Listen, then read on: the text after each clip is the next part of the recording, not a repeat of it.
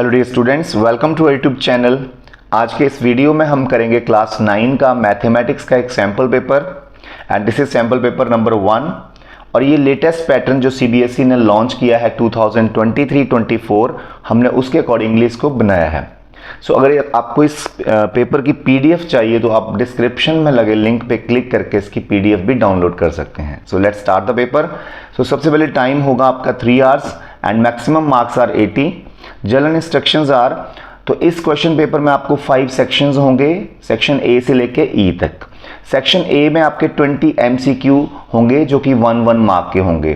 तो यहाँ पे 18 एमसीक्यू होंगे और 19th एंड 20th भी एमसीक्यू होगा और वो होंगे assertion and reason questions. So section B में आपके 5 क्वेश्चन रहेंगे और 2 मार्क्स के होंगे। सेक्शन सी के आपके 6 क्वेश्चंस होंगे 3 मार्क्स के। सेक्शन डी में 4 questions carrying 5 marks each. And then section E will be of 3 case study based questions. उन केस स्टडी बेस्ड क्वेश्चंस में क्या होगा, आपके 1 और 2 मार्क्स के क्वेश्चंस होंगे और इसमें एमसीक्यू बिल्कुल भी नहीं होगा। और 2 मार्क्स वाले क्वेश्चंस में आपको एक चॉइस भी मिल जाएगी। ठीक है, सो ये क्वेश्चंस जो है केस स्टडी बेस्ड क्वेश्चंस है वो 4 मार्क्स के होंगे।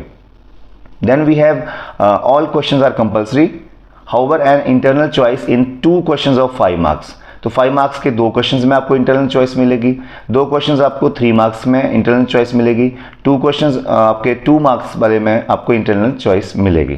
ठीक है, and internal choice has been provided in the 2 marks questions of section E. तो सेक्शन ई में जो केस स्टडी बेस्ड क्वेश्चन है उसमें जो 2 मार्क्स का क्वेश्चन है उसमें आपको चॉइस मिलेगी।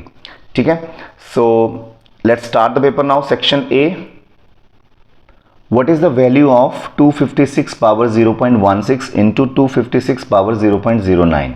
तो यहाँ पे हम क्या करेंगे, हमारा एक लॉ है कि if bases are same in multiply then powers will be added. ठीक है, सो लॉ ऑफ कंपोनेंट है ये, exponent sorry. So we will add these powers, it becomes 256 and then powers will be added, so it becomes 0.09। तो ये बन जाएगा 256 power, इन दोनों को ऐड करेंगे तो 0.25 आ जाएगा। और इसको अगर हम डेसिमल में कन्वर्ट करें तो 256 एंड 25/100 आ जाएगा।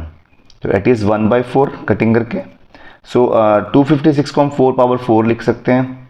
ठीक है, एंड 1/4 ऑलरेडी है, 4 कट हो जाएंगे तो हमारा 4 आंसर आ जाएगा।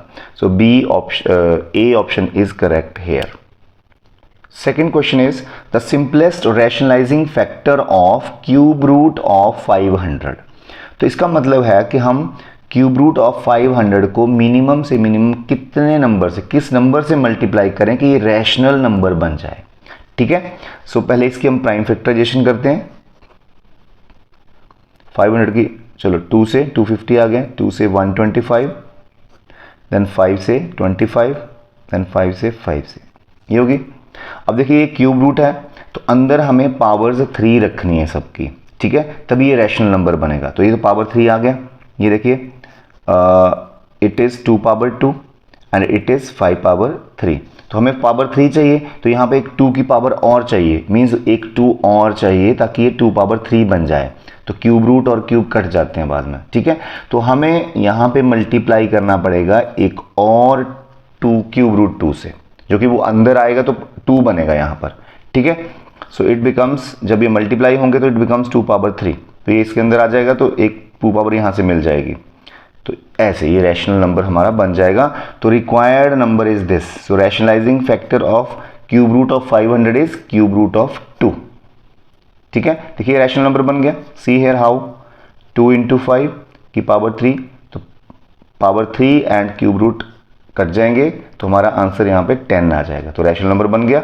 सो कितने से मल्टीप्लाई करना पड़ा, that is the rationalising factor. So cube root of 2 is the right answer. Now we have the third question. a plus b plus c is 9, ab plus bc plus ca is 23, find a square plus b square plus c square। तो ये तीनों ही चीज़ें हमने कौन से फॉर्मूले में देखी हैं वो हमें पता करना पड़ेगा। तो ये फॉर्मूला है a plus b plus c का whole square, that is a square plus B square plus C square plus 2ab plus 2bc plus 2ca। तो ये हमने फॉर्मूला लिखा। अब इसमें वैल्यूज भर दो। a plus b plus c is here 9, तो पुट हेयर 9, 9 स्क्वायर बन जाएगा and this is a square b square plus C square की वैल्यू हमें फाइंड करनी है, तो इसको तो आप एज इट इज लिख दो, प्लस यहाँ पे अगर हम 2 कॉमन ले लें तो अंदर बचेगा A B plus B C plus C A, तो इसकी वैल्यू हमें 23 दी है, ठीक है।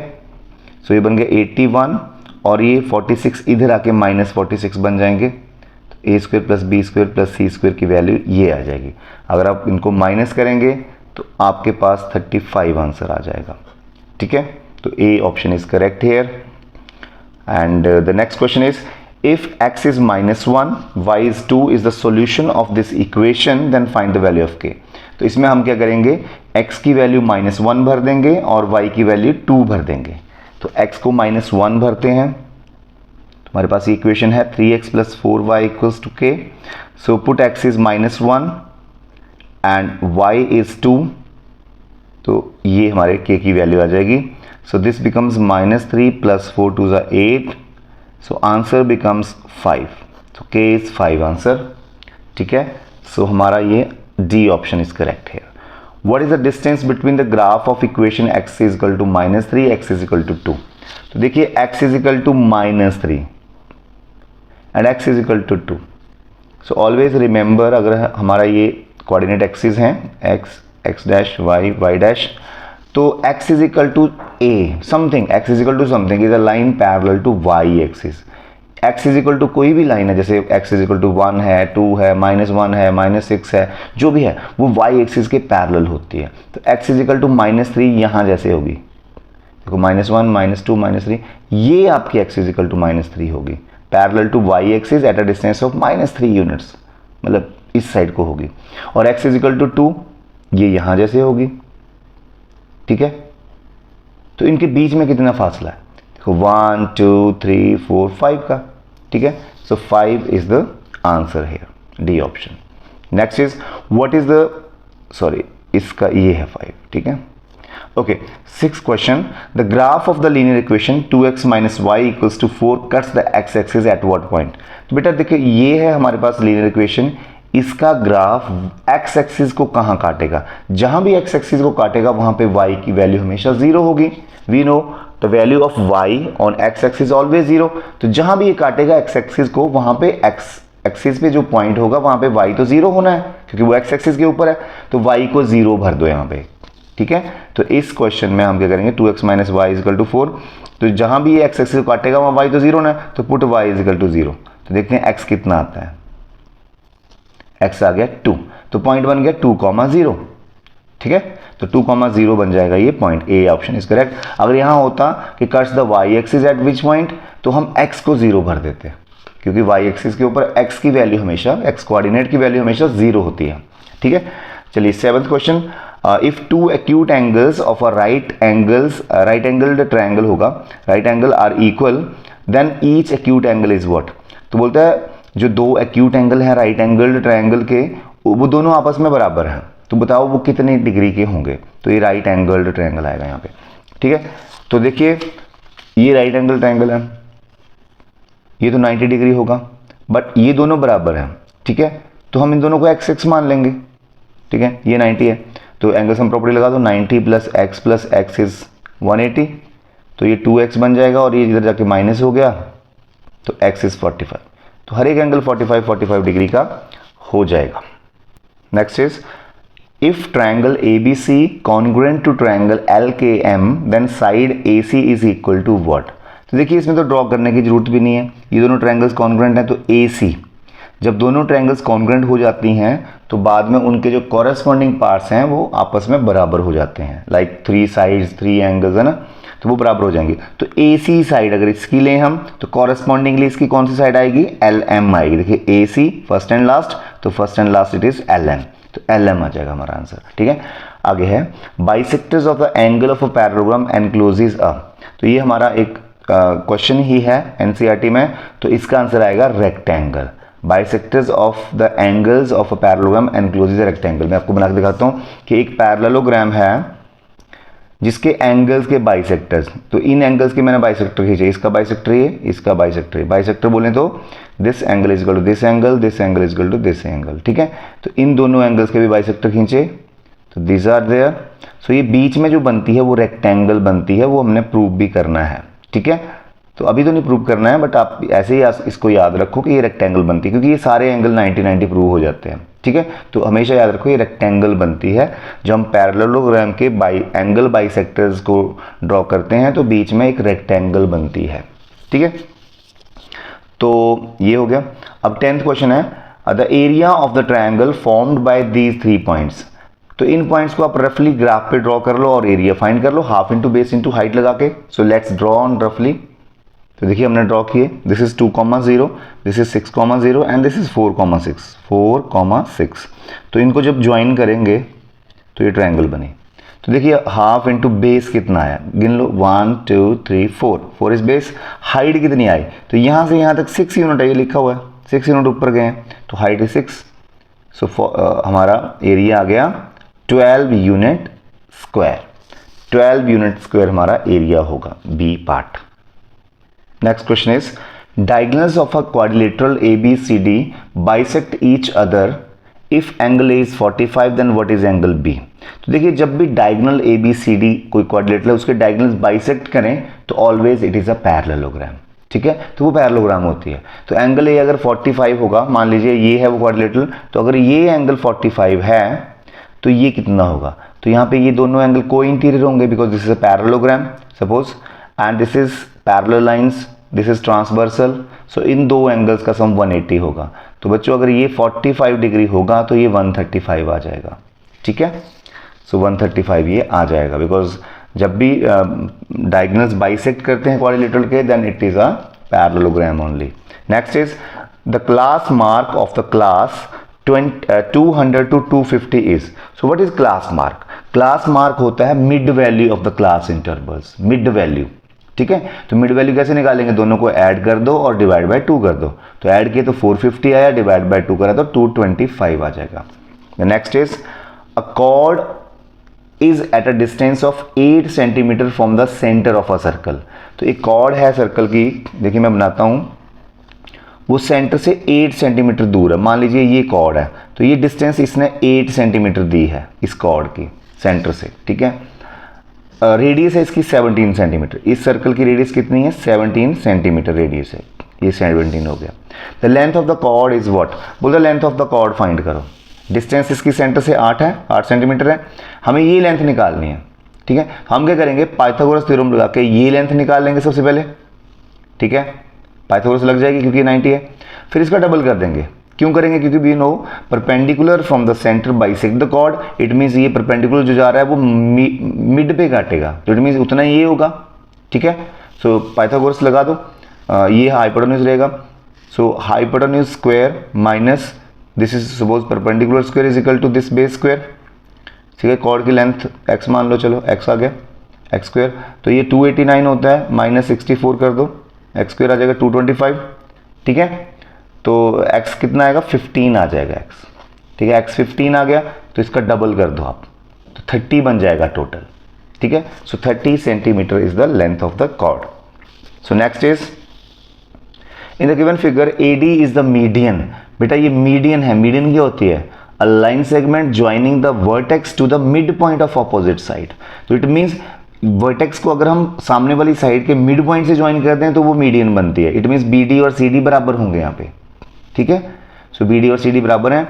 ये 35 डिग्री का एंगल दिया है, आपको क्या निकालना है, BAD एंगल, BAD। ये small angle you need to find out, this small angle, ठीक है। तो आप क्या करो, इन फर्स्ट ऑफ ऑल तो आप देखिए अगर ये एंगल 35 है तो ये भी 35 होगा। क्यों, क्योंकि देखो these two sides are equal and we know angles opposite to equal sides are equal. So isosceles triangle है, इसके अपोजिट एंगल्स भी बराबर होंगे इन साइड्स के अपोजिट, तो ये भी 35 हो गया। अब एंगल सम प्रॉपर्टी से ये एंगल निकाल लो, तो इन दोनों का सम तो 70 हो गया, तो ये ऑब्वियसली 110 होगा, 110 होगा।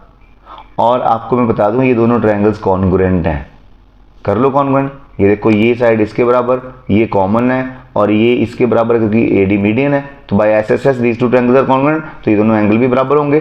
तो बेटा अगर ये 110 है तो ये 55 हो जाएगा आधा उसका, तो ये 55 आंसर आ जाएगा हमारा, ठीक है। Next is the base of a right angle triangle is 48 centimetre, ठीक है। And the hypotenuse is 50, then what is the area. तो देखिए हम फर्स्ट ऑफ ऑल ड्रॉ करेंगे, एक राइट एंगल ट्रायंगल है जिसका बेस 48 सेंटीमीटर है, हाइपोटेन्यूज 50 है, इसका एरिया फाइंड करना है। तो सबसे पहले हमें परपेंडिकुलर फाइंड करना पड़ेगा पाइथागोरस थ्योरम लगा के, ठीक है। ये आ जाएगा, तो half into base into height लगा देना, ये बेस है ये हाइट है, ठीक है। तो इसको आप खुद फाइंड करोगे, पाइथागोरस लगाओगे कि मैं कर दूं, मैं कर देता हूं। चलो ये परपेंडिकुलर है, तो परपेंडिकुलर स्क्वायर प्लस ये बेस है, base square is equal to hypotenuse square, तो परपेंडिकुलर स्क्वायर प्लस 48 का square is equal to 50 square, ठीक है। तो अब क्या बनेगा, 50 P square is equal to 50 square minus 48 square, तो 50 का स्क्वायर हो जाएगा 2500 एंड 48 का स्क्वायर हो जाएगा, देखते हैं कितना आता है,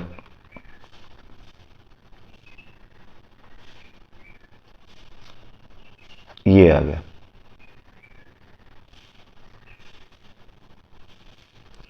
2304, ठीक है। जब इनको माइनस करेंगे तो हमारा आ जाएगा 196 आ जाएगा, ठीक है जी।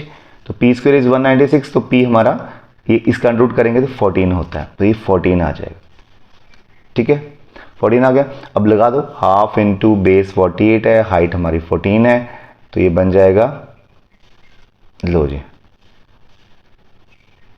336 सेंटीमीटर स्क्वायर। तो C option is correct here. So 16th question, what is the length of each side of an equilateral triangle having area this. तो देखो इक्विलेटरल ट्रायंगल का एरिया दिया है, साइड निकालनी है। तो फर्स्ट ऑफ ऑल हमें फॉर्मूला याद होना चाहिए, what is the area of an equilateral triangle, √3/4 side square, ठीक है। तो ये हमें दिया है 4√3, तो यहां से √3 कट गए, तो साइड स्क्वायर कितना आ गया, 4 4 जाइए 16 बन जाएगा, तो साइड स्क्वायर 16 होगा तो साइड कितनी आ जाएगी, 4 आ जाएगी, तो 4 इज द आंसर हियर। तो 17th क्वेश्चन बोलता है, if the surface area of sphere is this then what is its volume, ठीक है। तो सरफेस एरिया ऑफ स्फीयर का फॉर्मूला क्या है, that is 4πr², 4πr² is 144 पाई, तो यहां से हम r निकाल लेंगे, ठीक है। तो देखिए कितना आता है, पाई से पाई कट, तो r² इज 144/4, 4 3 ज़ा 12, 4 6 ज़ा 24, सो r हमारा 6 आ जाएगा, r 6 आ गया। तो वॉल्यूम निकाल लो, वॉल्यूम ऑफ स्फीयर क्या फॉर्मूला है, दैट इज 4/3 पाई r³।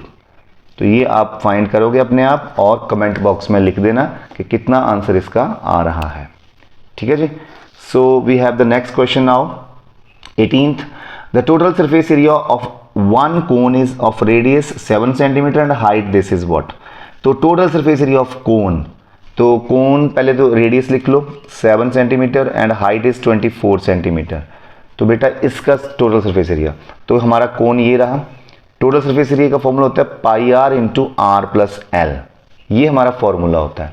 तो सबसे पहले हमें l फाइंड आउट करना है, r हमारा 7 है, h हमारा 24 है, तो पाइथागोरस थ्योरम से l निकालिए यहाँ पे, ठीक है। तो 25 आ जाएगा, वैसे पाइथागोरस थ्योरम लगा देना 25 आ जाएगा, और यहाँ वैल्यू भर दो आप, तो 22/7 इंटू r कितना है 7 एंड r+l, तो ये 32 आ जाएगा ना, ये हो गया।